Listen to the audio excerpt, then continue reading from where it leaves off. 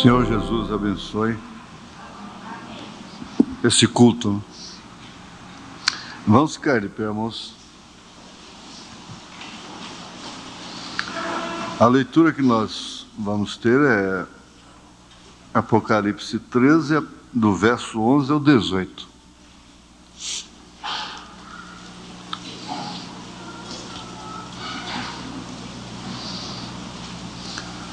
E vi subir da terra outra besta, e tinha 2 chifres semelhantes aos de um cordeiro, e falava como o dragão. E exerce todo o poder da primeira besta na sua presença, e faz que a terra e os que nela habitam adorem a primeira besta, cuja chaga mortal fora curada. E faz grandes sinais, de maneira que até fogo faz descer do céu à terra, à vista dos homens. E engana os que habitam na terra com sinais que lhe foi permitido que fizessem em presença da besta, dizendo aos que habitam na terra que fizessem uma imagem à besta, que recebera a ferida da espada e vivia. E foi-lhe concedido que desse espírito a imagem da besta, para que também a imagem da besta falasse e fizesse que fossem mortos todos os que não adorassem a imagem da besta. E faz que a todos, pequenos e grandes, ricos e pobres, livres e servos, lhes seja posto um sinal na sua mão direita ou nas suas testas, para que ninguém possa comprar ou vender, senão aquele que tiver o sinal, ou o nome da besta, ou o número do seu nome.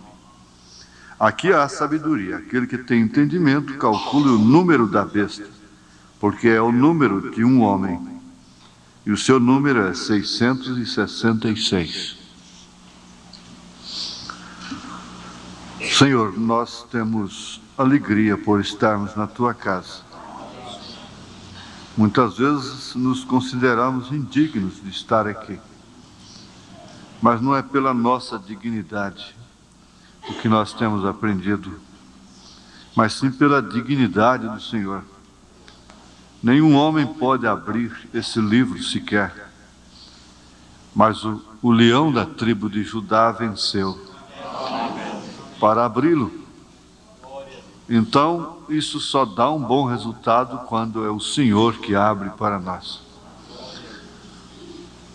Não é uma abertura física, mas uma abertura espiritual, que muitos entendem de uma forma errada. Nós pedimos que isso aconteça em todos os cultos. É claro, sem deixar este agora, Senhor. Em nome de Jesus Cristo, nós pedimos estas bênçãos. Amém, Senhor. Amém.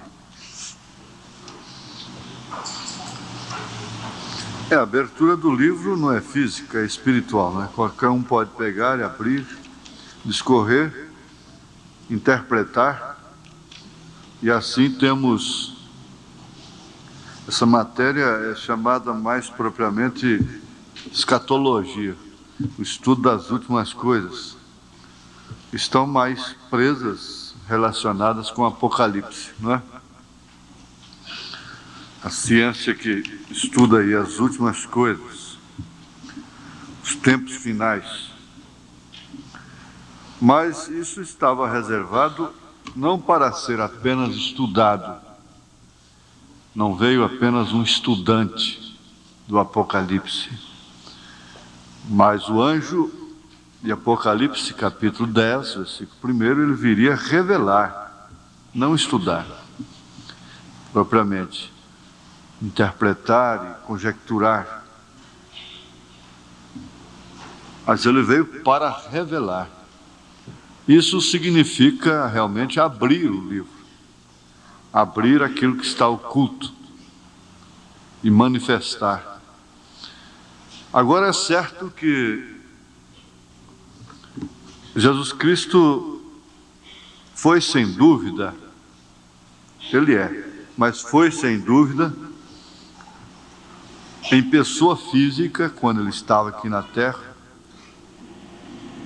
o livro, aquele mesmo livro estas mesmas escrituras. E então, diz o irmão Branham assim, que ele passava entre todos e eles não podiam vê-lo. Agora Pedro, quando o próprio Senhor Jesus Cristo perguntou o que dizem os homens, quem diz os homens, que dizem os homens, que dizem os homens, né? A respeito do Filho do Homem, a respeito de mim por aí. Qual é o comentário que tem a meu respeito? Porque havia um comentário, havia a fama de Jesus. Ninguém poderia fazer o que Jesus fazia sem a notícia correr. Então, o que aconteceu? Uns dizem que é Elias, outros dizem que é Jeremias, outros dizem que é um dos profetas que ressuscitou. Bom, agora vocês me deram o que estão dizendo por aí. Falaram boas coisas até a meu respeito. Mas agora eu quero que vocês digam o que é que vocês pensam a respeito de mim. O que vocês viram em mim? Ora, irmãos, nós podemos achar isso tão fácil. Dizer, mas como que é isso? Todos podiam dizer unanimemente que ele era o Filho de Deus, o Messias, o Emanuel. Não é assim. Olha, quantas pessoas comeram, brincaram, pescaram, caçaram com o irmão Branham, tiveram-no como um homem de Deus, viram pernas consertar, câncer cair na plataforma, assim, tumor desaparecer na hora, cego enxergar, mudo falar. Assistiram tudo isso pessoalmente, abraçaram o irmão Branham, choraram com ele, se emocionaram, defenderam, brigaram pelo irmão Branham e não viram que ele era Elias. Não viram que ele era esse anjo. Então não era assim, como você pensa, como muitas vezes nós pensamos, que é isso, se a gente vivesse no tempo de Jesus, certo, estamos certos, sim, porque se você creu agora, ele disse, bem-aventurados que não viram e creram. É um sinal que você creria, você estaria entre aquelas mulheres, entre aquelas moças fiéis, aqueles rapazes, aqueles varões que creram, que apoiaram-no e estiveram com ele em todas as horas e mesmo depois de sua morte, ou na hora de sua morte, depois do escândalo da cruz e tudo mais. Mas isso não é fácil. Por isso é que não se pode censurar. Às vezes a gente quer censurar e interrogar, e implicar por que não podem crer numa mensagem como esta. Mas não é assim. Aí foi que Pedro levantou e disse, tu és o Cristo, o Filho de Deus vivo. Agora, aquela declaração significava tudo. Uma declaração pode significar tudo na sua vida. Por isso que abrir a boca certas horas não é fácil. A gente conversa demais, brinca demais, ri demais, mas tem uma hora e você entende que o que você fala pesa para toda a sua vida. Pode mudar rumos, pode mudar cursos, transtornar, determinar, decidir. E quantas vezes a gente bate o pé e fala que não vai, que não faz mais isso, senão eu faço aquilo, senão eu tomo tal decisão, mas fico por aquilo mesmo. De repente, uma posição é tomada. Um dia aquilo é falado com o real sentido da palavra. Então Pedro não falou de uma forma vazia, de uma forma que viesse de uma predileção, predileta, de um grupo, porque simplesmente amava Jesus Cristo, porque gostava dele, porque qualquer coisa assim. Não. Jesus confirma isso. Não te revelou a carne nem o sangue. A coisa era uma revelação. Você pode correr todo o espaço que nós temos, nós vamos sempre terminar nisso, revelação. É com razão que o irmão Branham disse, esse assunto nunca é super enfatizado, quer dizer, nunca se fala demais da revelação, porque realmente é o que determina o destino da igreja noiva, é a revelação. Então, Jesus, sabendo disso, ele disse, não tu revelou a carne nem o sangue. Isso ficou plenamente compatível com aquilo que Paulo disse, parece que é uma insubmissão, uma rebeldia, uma arrogância. Não, está plenamente compatível com a revelação. Não consultei a carne nem o sangue para anunciar este evangelho.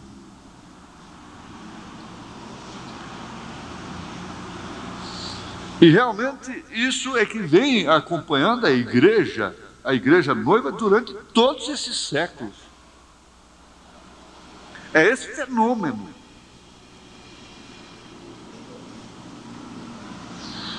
Agora, é bom eu começo a entrosar uma coisa assim, daqui a pouco eu estou pregando completamente fora da linha, né? Mas é bom. Nós vamos entender uma coisa, que quem tem a revelação de quem é realmente o Senhor Jesus Cristo, porque não se engane, as denominações não conhecem a Jesus Cristo. Agora, isso não é desafeto, não é? Elas não conhecem o Senhor Jesus Cristo, porque se conhecessem a Jesus Cristo, não teria rejeitado a mensagem. Não o teriam crucificado.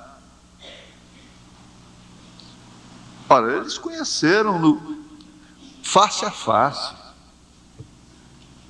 Viram sinais, viram prodígios, viram maravilhas, mas não o conheceram espiritualmente. Portanto, o livro seria aberto espiritualmente, não fisicamente apenas, mental, intelectual. Agora, quem realmente tem a revelação de quem é o Senhor Jesus Cristo, quem é o Senhor Jesus Cristo, ora, em todas as eras, você entende que na era de Lutero ninguém podia ter tudo isso que nós temos, mas cada um era a porção do dia. Todos eles não se dobraram diante da estátua da besta, porque ela vai se materializar, se complementar como Cristo, vai se encarnar na noiva. Mas quem é que vem durante as eras? É Cristo. Então quem que vem operando do outro lado? É Ele. Só falta Ele materializar, se encarnar também. É o mesmo fenômeno que acontece de um lado, acontece do outro. Então ele tem vindo através das eras, ambos, o Senhor Jesus Cristo e Satanás,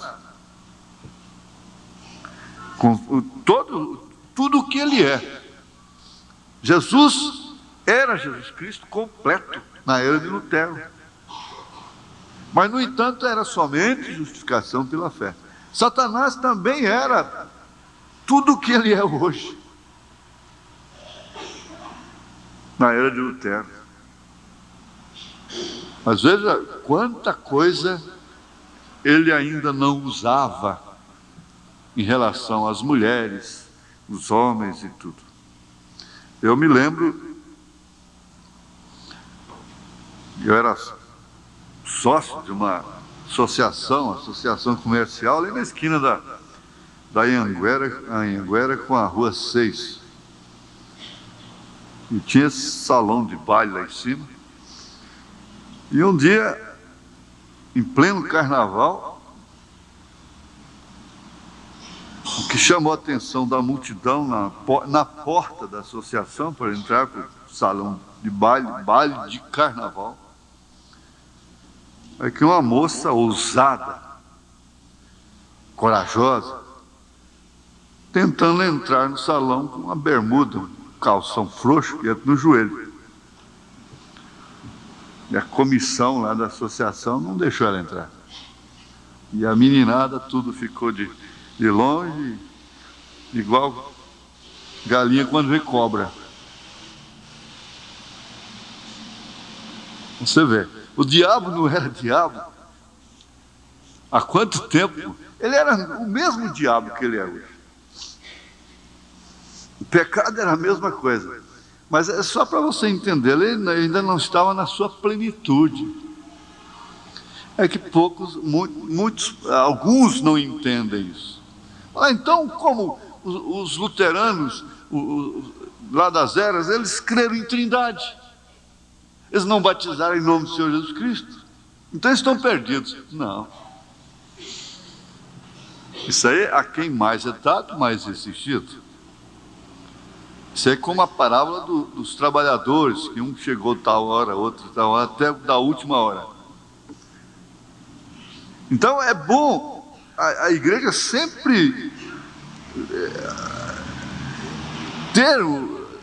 aumentar o seu conhecimento sobre esses fatos, sobre essa realidade.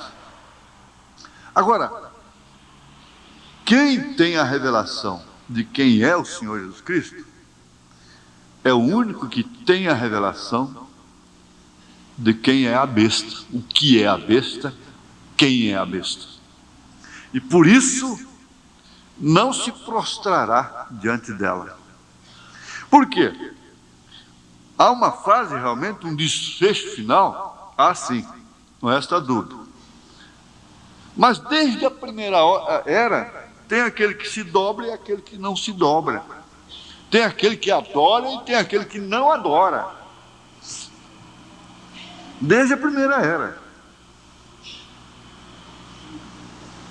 Então tem a plenitude, o complemento da coisa, sim, como tem de Cristo sendo encarnado, também tem do diabo sendo encarnado. A besta. Nós sabemos que ele é a besta potencialmente falando, porque besta quer dizer poder, força. Falso Cristo, o anticristo, falso profeta e a besta. É uma trindade. Então é quando ele completa o seu ministério, que monta o cavalo baio, para ser a morte realmente. A igreja noiva não estará de forma alguma sujeita a esse ministério da morte. Porque isso já estudamos que é um acontecimento simultâneo, que enquanto o diabo está encarnando na besta, Jesus está encarnando nos seus, e então haverá o rapto, o arrebatamento. São acontecimentos paralelos, simultâneos, que estão acontecendo no mundo, então, que a noiva não estará mais aqui. Porque o período da grande tribulação, ele está também sob o acontecimento de Elias e Moisés, sob o ministério de Elias e Moisés. E quem viu Elias e Moisés trabalhando aqui na terra, realmente, os dois profetas, Elias e Moisés mesmo, não foi no rapto. Porque quando eles entrarem em cena, a igreja sobe. São fatos que não tem como conjecturar. Então, a maior certeza que existe de uma forma exterior, vamos dizer assim, uma informação que venha de fora para dentro, que o rapto não se deu, é que Elias e Moisés ainda não estão em cena. Não é porque José Brana está na terra, Billy Paul está na terra, porque a irmã Meda Brana ainda estava na terra, a família do profeta está na terra, nada disso. O rapto não se deu ainda porque Elias e Moisés não estão em cena. É o que se pode assegurar. E, é claro, lá de dentro é isso, você vai dizer não como sugestão apenas, o rapto não se deu porque eu ainda estou na terra. Não é verdade? Isso aí seria a convicção interior, pessoal, íntima. Não, o rapto não se deu ainda porque eu estou aqui. Mas como uma coisa que você tinha que olhar do lado de fora, é isso que Elias e Moisés não estão em cena. Eles ajeitam por aí, de vez em quando aparece um Elias e Moisés por aí, mas não são eles. Eles vão fazer a mesma coisa que Elias e Moisés fizeram. Vão ter poder nos céus, nas águas, tudo que Moisés fez, de chamar aquelas pragas, aquelas coisas. Elias tem o mesmo poder que ele tinha quando ele estava aqui, e ele vai desafiar a Jezabel do século. Ele vai fazer um grande desafio. Não resta dúvida. Então isso aí não é para nós, né? Agora, o nosso assunto não é nos prender somente na marca da besta. Mas eu já estudei isso aí, o Papa tem vários títulos, isso é escrito em latim. É um algarismo romano, Vicarivis Filidei, por exemplo. Você tira as letras que têm valores no algarismo romano, dá exatamente 666, vigar de Deus na terra, né? Exatamente 666. Agora, isso ninguém discute, isso é um fato, é uma realidade, porque está escrito lá. Não tem como, não é tonteria de ninguém, não é coincidência. Não tem como você não ver os Estados Unidos no Apocalipse 13, aqui, que curou a ferida, essa besta poderosa, como o irmão Brian disse, 13 listas na bandeira, 13 colônias que fundaram ali a América, colonizaram a América. Não tem como. Então, lutar contra isso aqui é lutar contra a palavra. Não é verdade? Vamos lembrar aqui um pouquinho daquilo que nós paramos na quarta-feira passada. Ele relacionou a igreja com a mulher e disse: quanto mais eu prego, mais elas ficam pior. E mostrou que ela está idolatrada, uma deusa e coisa assim, não somente no campo religioso, como no campo político, campo social, sexo e tudo, né? É com a igreja predestinada que estou falando. Então eu grifei isso aqui, porque isso aqui vem confirmar exatamente essa profundidade da coisa, porque os pregadores sabem que eles não podem ficar no púlpito somente pregando unicidade. Aí estão os unicistas, fazem disso o cavalo de batalha. Cura divina, santificação, pregando contra a televisão, contra a saia curta, contra a correntinha, contra essa coisa. Eles não passam disso. Agora, o profeta tem uma mensagem que é para os predestinados. Isso aí quer dizer, ele tem a álgebra, ele não tem só abecedário, só as 4 operações. E compreende? Então, se ele tinha que trazer a mensagem para a igreja predestinada, então ela tem coisas que ela tem que passar por cima disto aí. E que somente ela pode entender. Nós não podemos viver para o mundo entender.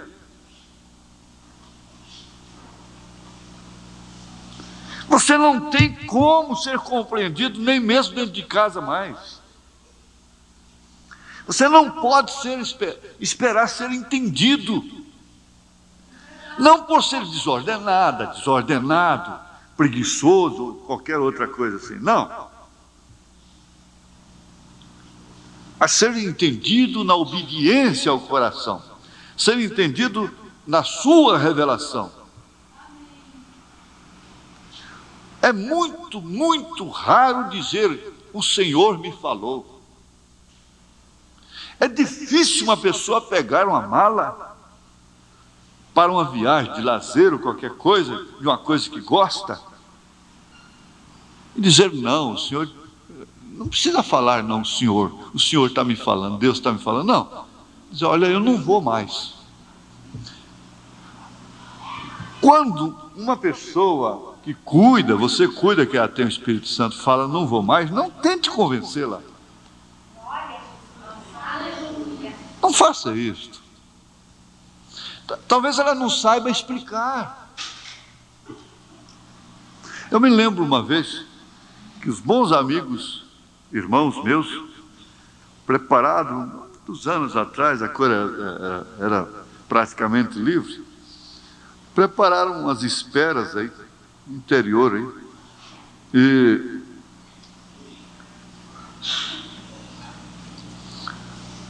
prepararam uma para mim especial, e eu estava naquela alegria, aquele afã, né, de ir. Estava dentro do carro, quando eu disse, eu não vou mais. Ah, mas como é que dá para entender isso? Não, eu não vou mais. Para o carro aqui, eu vou ficar. Vou ficar. Mas o senhor não vai? Não vai mesmo? Não vou. Vocês podem ir, eu não irei. Pois bem, o irmão que ficou no meu lugar, teve que pular lá de cima. A abelha deu nele lá e chegou aqui com o bicão, os olhão inchados, orelha inchada, tirou até fotografia. Aquela coisa mais bonita do mundo. Falei para você, olha, eu falei, eu não vou. E quantas vezes meu coração diz para não ir, eu pego e vou. Quer dizer, Deus estava falando para... A gente vai acostumando a resistir os pequenos toques do Espírito. O coração dói, mas você vai assim mesmo, faz aquilo e continua. Vai perdendo a sensibilidade. O toque da pomba. Não é certo? Ora, como é que você poderia entender a gente fazer uma viagem até um certo tanto dispendiosa? Será que meus colegas entenderiam isso hoje? Chegar lá na margem do Araguaia com canoa em cima, despesa e aquela coiseira dentro do carro, em cima do carro da veraneio. A hora que encostar o carro, em vez de descer a canoa, disse, olha, vamos embora. Mas o que é isso?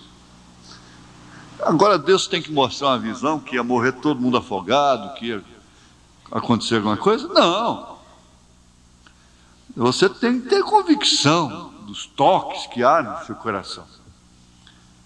Mas isso eu estou falando do dia a dia das coisas, não é? Agora, em relação às coisas profundas, aquelas profundidades, foi em Efésios 3 mesmo que Paulo disse, orando com lágrimas, eu acho que é isso mesmo, vamos lá. É aqui, 14, Efésios 3, né? Ele diz: por causa disso me ponho de joelhos perante o Pai de nosso Senhor Jesus Cristo, do qual toda a família nos céus e na terra toma o nome, para que, segundo as riquezas da sua glória, vos conceda que sejais corroborados com poder pelo seu Espírito no homem interior, para que Cristo habite pela fé nos vossos corações. Olha, nos vossos corações. Com que razão? Em que sentido? A fim de, estando arraigados e fundados em amor, poderdes perfeitamente compreender com todos os santos qual seja a largura e o comprimento, não é? Distância, e a altura e a profundidade. Paulo disse aqui que ele orava com lágrimas, para que acontecesse isso com a igreja. Conhecer as profundidades, a largura, o comprimento, a altura, não somente a profundidade. O irmão Brana fala do peixinho que ele viu na televisão lá, aquele peixinho e tem uma luzinha no focinho. Ele falou assim: aquele peixinho pequeno que tem uma luzinha no focinho que fica lá no fundo do mar. Disse: olha, ele faz grande coisa, não resta dúvida. Está bem, ele conhece a profundidade, só que ele não pode vir para a altura. Então há pessoas que encabulam com as profundidades e viram aqueles peixinhos de luzinha no focinho, só ficam lá. Então outros encabulam. Mas Paulo, ele está dizendo assim: compreender veja, coletivamente, com todos os santos, qual seja a largura e o comprimento e a altura e a profundidade. Isso é o que o profeta trouxe para a igreja predestinada. Então não adiantava ninguém, e não adianta ninguém esperar que aqueles que não são predestinados vão ver o que Pedro viu em Jesus Cristo. Eles vão sempre chamar Jesus de segunda pessoa. Ora, mas grande é o mistério da piedade. Isso quer dizer aquele que se manifestou em carne. Então o mistério da piedade é Deus em Cristo, é a manifestação de Deus em carne, porque o próprio Paulo disse que Deus comprou a igreja com o seu próprio sangue. E eu rejubilei, e a fita anterior que diz, que eu posso estar dizendo, você pode ouvir isso, dizendo que Deus fertilizou um óvulo de Maria, mas não foi assim.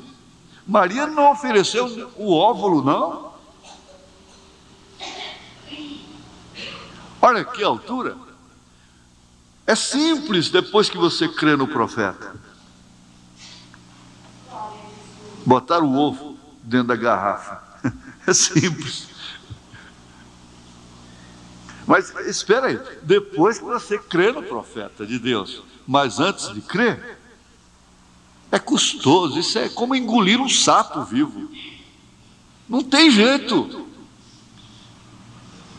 Mas olha como isso responde tão claramente a condição que a igreja estaria, em que condição ela estaria ligando a vida de Abraão, depois que recebeu a promessa, a vida de Maria, e como ela recebeu, como ela concebeu. Eu achei isso grande, sublime, profundo, largo, comprido, alto, que foi sem sensação, sem emoção, sem prazer natural. Deus fertilizou o óvulo e trouxe ao seu ventre. Ela só teve que suportar as circunstâncias. Maria sujeitou às circunstâncias de uma gestação.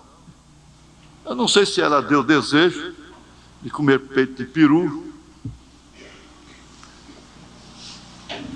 Como diz o irmão, a minha mulher, filho, ela tem desejo de comer peito de peru, como é que é, torta de maçã, e ela só não tem desejo de lavar uma trouxa de roupa, né? Comer umas cascas de laranja jogadas ali fora. Esse desejo de comer coisa boa eu tenho também. Mas Maria teve desejo naturalmente. Ela só sofreu as condições normais desde que concebeu.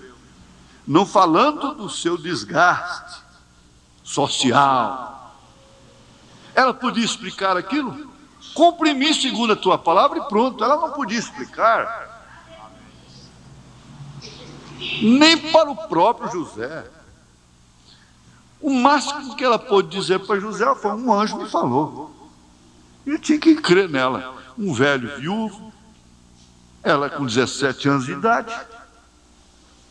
Negócio esse. O irmão Branham que comenta assim: olha, essa menina arrumou esse velho aí para tapar o buraco, né? Para ser um escudo para ele. É o que aquelas mulheres diziam lá com suas amigas, nos seus grupos. Comenta-se muito. Mas não tem como explicar. Alguém chamou o irmão Branham e disse: eu tenho que falar com você, irmão Branham, sobre problema de sua família. Ele disse: irmão, eu não posso te explicar. Eu estava predestinado para passar por isso desde antes da fundação do mundo. E se eu parar para te explicar isso, eu vou só afundar cada vez mais. Então, se você quer explicar, você vai só afundando, se desgastando, se machucando, se depreciando. Então segue em frente, trabalhando, olha para o alvo que é Cristo. Agora, essa profundidade, essa altura, esse comprimento, essa largura, não está relacionado somente às coisas do nosso dia a dia aqui na Terra, das dimensões humanas, como a ordem que ele diz aqui aos Colossenses, capítulo 2. Quer dizer, quem gosta vai ter isso a seu favor agora. Ele diz, capítulo 2, verso 18: ninguém vos domine a seu bel prazer, com pretexto de humildade, culto dos anjos, metendo-se em coisas que não viu, e aqueles mistérios que começam a inventar, né? Você não vai ficar como aquele incrédulo que entra num ouvido e sai no outro, a palavra do Senhor. Não. Mas espera aí. Você não vai se sujeitar a essas tonterias que têm surgido dentro de grupos da mensagem aí. Não. Metendo-se em coisas que não viu, estando debalde inchado na sua carnal compreensão. Isso já existiu desde o tempo de Paulo, e ele escreveu, ele falou sobre isso. E não ligado à cabeça, da qual todo o corpo, provido e organizado pelas juntas e ligaduras, vai crescendo em aumento de Deus. Se, pois, estáis mortos com Cristo, quanto aos rudimentos do mundo, por que vos carregam ainda de ordenanças como se vivesseis no mundo? Tais como: não toques, não proves, não manuseis, as quais coisas todas perecem pelo uso, segundo os preceitos de doutrinas dos homens, as quais têm, na verdade, alguma aparência de sabedoria, em devoção, religiosidade, santidade, né? Devoção voluntária, humildade e em disciplina do corpo, mas não são de valor algum senão para a satisfação da carne.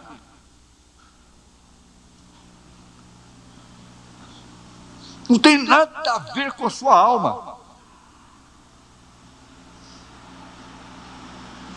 Bom, aqui é o tal negócio. O tempo é o tempo, não é? Mesmo no milênio vai ser o tempo. Por que há o milênio? Aí me lembrei que o irmão Branham disse, bom, se eu estivesse distribuindo aqui pílulas que fizessem as pessoas viver 1000 anos, então o exército teria que colocar, o exército todo teria que botar ordem na fila do povo, né? É claro, as nações viriam aqui, a cidade ficaria totalmente tomada de gente, superlotados, os hotéis constantemente lotados, e as pessoas passando semanas na fila para pegar uma pílula para viver 1000 anos. Ele disse, agora eu estou dando essa palavra de graça, que não vai dar só 1000 anos, não. Vai ser a eternidade. Isso é de graça. Se as pessoas vissem, o exército teria que estar botando ordem aqui também do mesmo jeito. Se as pessoas pudessem ver. Isso é certo. Mas aí eu disse, parece que o milênio é mais um desabafo, não é assim? É um desafio. Está aí, ó. Você não morre com 80 mais. Nem com 100, nem com 200, nem com 300 anos, nem com 400, nem 500, nem 600. Você vai a 1000 anos. Bom, mas ainda é tempo. Então eu pensei assim, está bem, se o governador Pilatos vivesse 1000 anos, ele já teria morrido. Como aqueles que viveram 900, 800 anos já morreram há muito tempo. Então nós tínhamos aqui um Otávio com 900 e poucos anos, ele já estava pertinho de ser sepultado. Não é verdade? É tempo. Agora, só que quem foi para o milênio já está automaticamente na eternidade. Não vai morrer. Não tem como morrer. E essa é a pílula da vida eterna. Mas quem pode ver? Só quer ver Deus através dos credos, dos modos que os homens criaram. Deus não pode andar. A coluna de fogo teria que ficar somente num lugar com eles. Não podia se mover. Agora, eu vou ter que parar, porque se eu entrar aqui, nós vamos longe. Deixa-me ver aqui. Lembre-se daquelas pessoas de Israel. A Bíblia disse que depois que ele chamou o povo para fora e os salvou do Egito, ele os destruiu porque eles não seguiram a mensagem. Eles não seguiram. A aceitação de Israel como um todo foi praticamente circunstancial. Não tinha como rejeitar.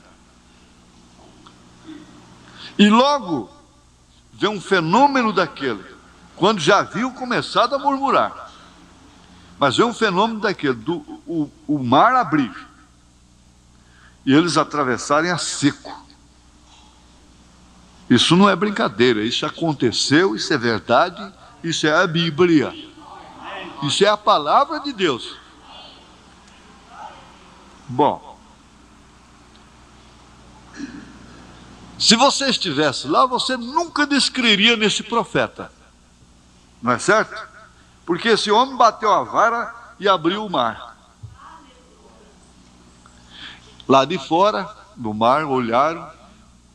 Quando os seus inimigos entraram, estavam tudo morrendo afogado e sucumbiram-se, naufragaram, todos. O mar fechou. Aí então começou o Pentecostes, a alegria. E bate tambor, e grita, e salta, e coisa e tal. Então tudo era festa. Alegria, e uma abraçava a outra. Irmã, que felicidade, graças a Deus. E irmão, e coisa e tal. E comia o pão com ações de graça, não tinha queixa nenhuma. De repente o bico caiu. Você casa com aquele anjinho. Você vai ver o primeiro dia logo que ela vai cair o bico. Você pode marcar. Qual foi a causa? O que ele vai cair o bico, quer dizer, né? Qual foi a causa? Qual foi o motivo? E você não vai pensar que ela vai ficar sempre, ei, glória, aleluia. Hoje não tem arroz, glória a Jesus, aleluia. E amanhã não tem feijão, glória a Deus, aleluia, né?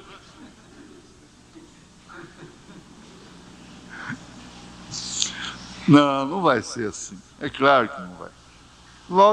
Logo cedo você já vai conhecer um emburro. No princípio você acaba com aquele emburro, com um abraço, beijo, né? Coisa e tal, tudo bem. Mas depois, de repente, você vai ficar nervoso também. Essa mulher tá brincando. Aí começa a coisa. Mas exatamente você pode ler a Bíblia. Você lê a Bíblia e vê que é um casamento. É aquilo. Sai com o povo de Israel até chegar na terra prometida. É aquilo. Agora, quantos chegaram lá? Logo o bico caiu já com casamento e divórcio. Foi o primeiro problema que eles tiveram depois do mar. Foi casamento e divórcio. Até então eles tinham problemas de fora para dentro. Mas agora eles começaram a ter problemas de dentro para fora. Eles tinham problema com o faraó, com gente que não era deles, que não era o seu sangue. Mas agora viria a crise interna. Talvez começasse ali o bicho, que realmente viria estragar a maçã, porque as bicadas do sabiá lá de fora não estragou. Que estraga a fruta, a maçã não é a bicada do sabiá, mas sim o bicho por dentro. Então a coisa começou lá de dentro. Tinha que começar. E tinha que haver motivos. Agora, se aquela menina conhecesse realmente as profundidades, a largura, o comprimento, a altura daquele ofício, daquele ministério que estava diante deles, ela não teria feito aquela loucura. E não havendo aquela loucura, não haveria segunda, porque nunca há uma segunda sem haver a primeira. Você tem que pensar nisso. Aí o que acontecia? Ele os destruiu porque não seguiram, não se aprofundaram, não foram ao cumprimento da mensagem, eles não seguiram a mensagem. Por isso Paulo vem e diz, olha, você deixa as coisas que para trás ficam, exceto aquelas que você tem que confessar e bani-las, aniquilá-las pelo poder da confissão no sangue de Jesus Cristo. Mas deixa essas coisas para trás, inclusive o tamborim, o tamborzinho, o pandeirinho, e aquelas coisas que nos alegravam antes, como muitos de nós ainda temos saudade daquela mocidade uniformizada entrando no tabernáculo, batendo tambor, batendo lata e coisa. Não tem mais jeito, não adianta. Você faz o exercício que quiser fazer, aquilo não funciona mais. Porque a coisa, ela tem um seguir. Isso quer dizer não ficar parado. Olha, veja o progresso ali. Se houve progresso negro, escuro, mas houve progresso de luz. Tinha que haver um retorno.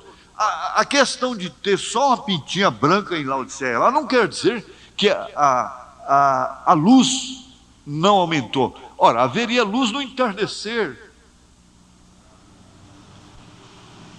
Houve progresso, sim.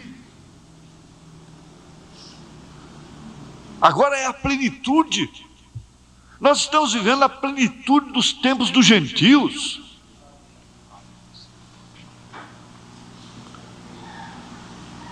Nós estamos chegando na hora da luz total para os eleitos, para os predestinados. Então, por isso ele disse, é com a igreja predestinada que estou falando. Deus destruiu aquele povo porque eles não seguiram a mensagem. Eles não seguiram. Isto quer dizer, não prosseguiram. Eles começaram a olhar para trás das paneladas de carne, começaram a murmurar, olhando para trás, fazendo exatamente o que a mulher de Ló fez. Então, quando você quiser suspirar pelo passado, troque esse suspiro, fala, eu vou suspirar pelo futuro, pela terra prometida, pelo rapto. Porque se eu voltar lá, eu vou ter que passar por aqui de novo. E não sei se vai dar tempo. Eu vou ter que chegar nessa condição de novo depois. E não sei se isso vai dar tempo. Se haverá curso para isso. Não há. Então o suspiro agora tem que ser para diante. Suspirar pelo futuro. Desejar. Se Ele nos desse tudo aqui, a toque de botão, nós não desejaríamos jamais sair dessa terra. E nós nos tornaríamos cada vez mais impacientes. Gente, o avanço científico está demais, tecnológico. O fax é um desafio, o fax é um desafio.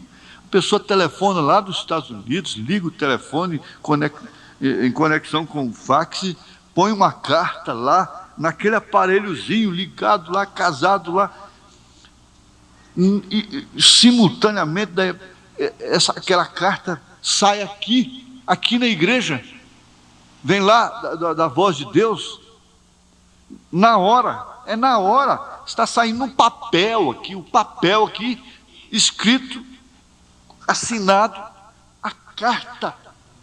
Isso é absurdo. É mais do que telefone, é mais do que a televisão, é mais do que tudo, porque está passando, escrito através de ondas. Letra. A letra sai aqui, no mesmo instante.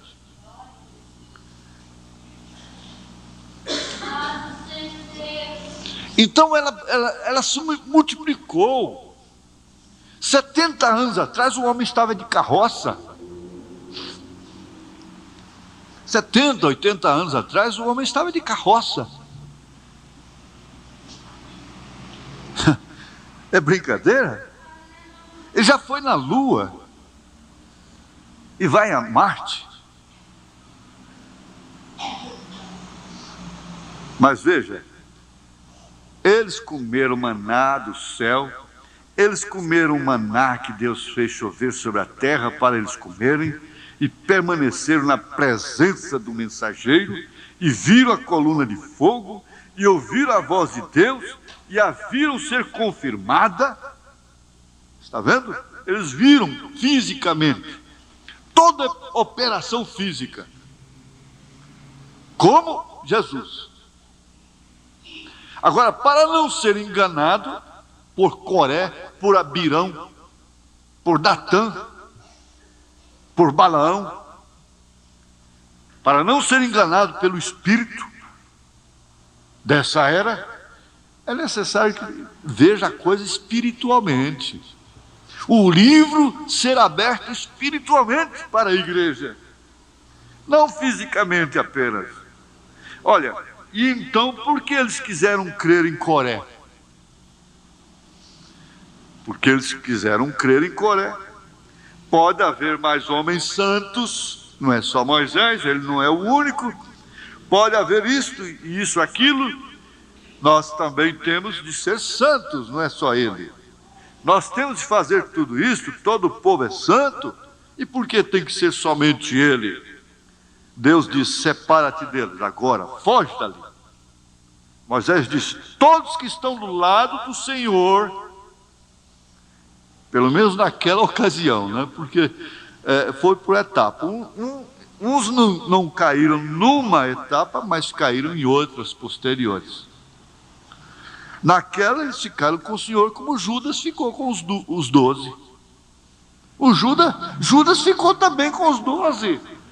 Ele também não foi embora, não. Por que ele não se escandalizou?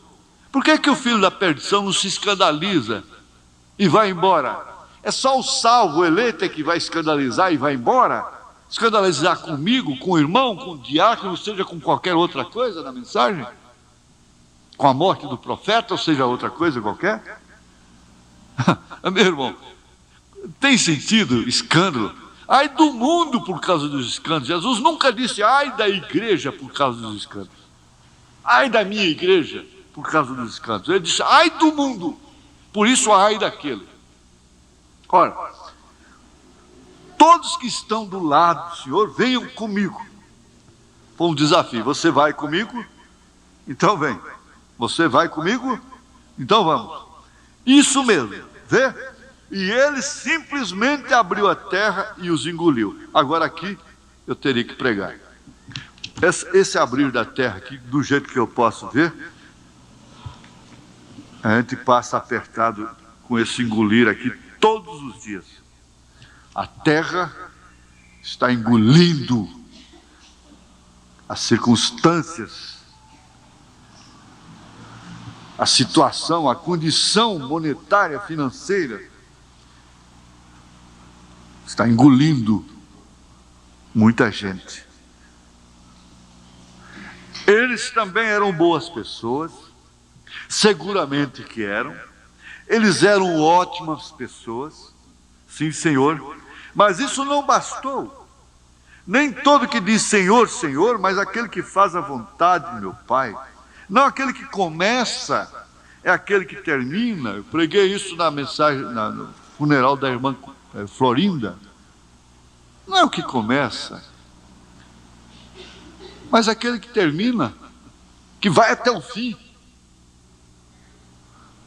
E isso mesmo,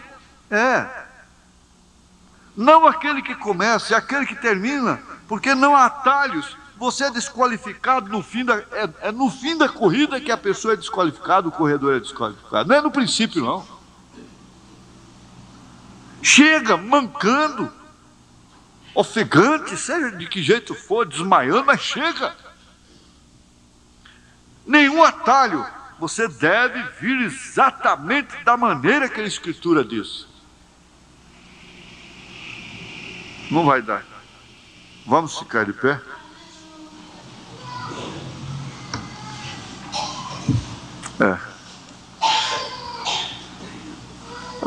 Eles não vão poder, de forma alguma, os eleitos, essa igreja predestinada, não será enganada, ela não pode se dobrar, porque ela teve a revelação e não tem como negar aquilo que ela vê. Isso é que faz a diferença. Todos eles são boas pessoas, mas não tiveram a luz que o outro teve.